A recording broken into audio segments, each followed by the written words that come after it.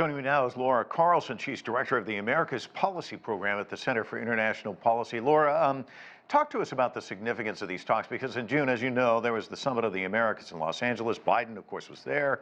Mexico's president, though, boycotted the event. And one Mexican journalist at the time said this: the United States and Mexico have historically been allies and trading partners, but this relationship might be fractured in many ways. With that as a backdrop, how important are these two leaders, in terms of sitting down and kind of, do they need to mend fences?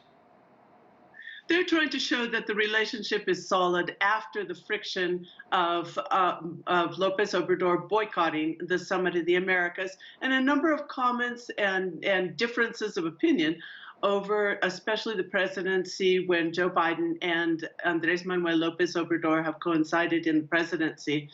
Their motivation for doing this is, for one thing, it's always been an annual event, the North American summits of the three countries, and they also have some very serious issues to discuss.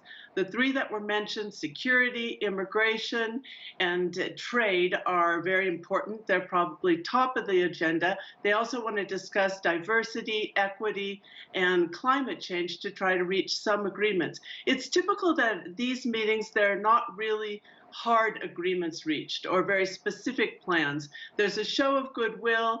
There's a kind of patching over differences in the past, which we have seen between these two presidents especially. And of course, it's divided up really not even so much as a trilateral meeting, but there's the bilateral today that's going on as we speak between Biden and López Obrador. Then there's a trilateral meeting, and then there'll be a bilateral between Canada and Mexico. This is typical of the way the region works. It's not really a bloc.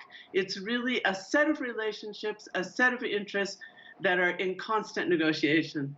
Well, let's peel through some of the ones you mentioned. The border crisis. Can these talks really provide any kind of headway in addressing this issue, which of course is a thorn in the side of Biden, and it was as well for Obama and Trump?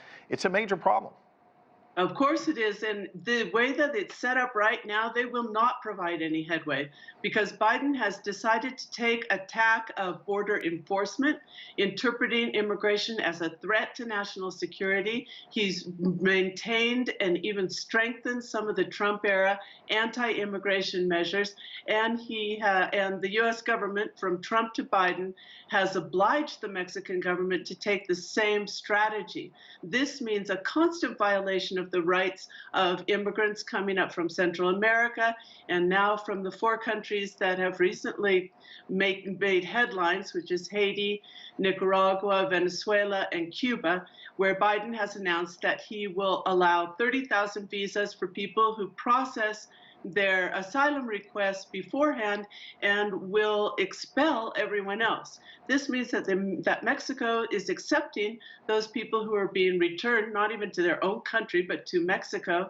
And Mexico is really one of the only countries in the world that has agreed to accept people from other countries who are seeking asylum in the United States without any form of compensation. So exactly what López Obrador plans to negotiate in return for this violation of immigrant rights and enabling the broken immigration in the United States is not at all clear, Mike. Laura, briefly, if you can, we got about 30 seconds.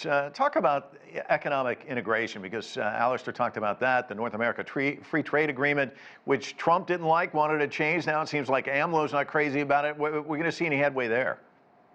Well, it was changed and there was a new agreement, but it basically follows the same lines as the others. It's surprising to see a president of López Obrador who has come out against a neoliberal system being so praising to such a high degree the North American Free Trade Agreement. They're going to be negotiating more investment. They're going to be negotiating supply chains in the context of geopolitical changes in the world. And of course, the major motivation for Biden is to enlist Mexico in his trade war with China. For Mexico, this isn't a great idea. It means that it's more difficult to create diversification, and it really perpetuates a lot of the dependency mechanisms that have characterized the relationship in the past. Some dicey issues. Laura Carlsen in Mexico City, thanks so much for analyzing things for us tonight. Certainly appreciate it.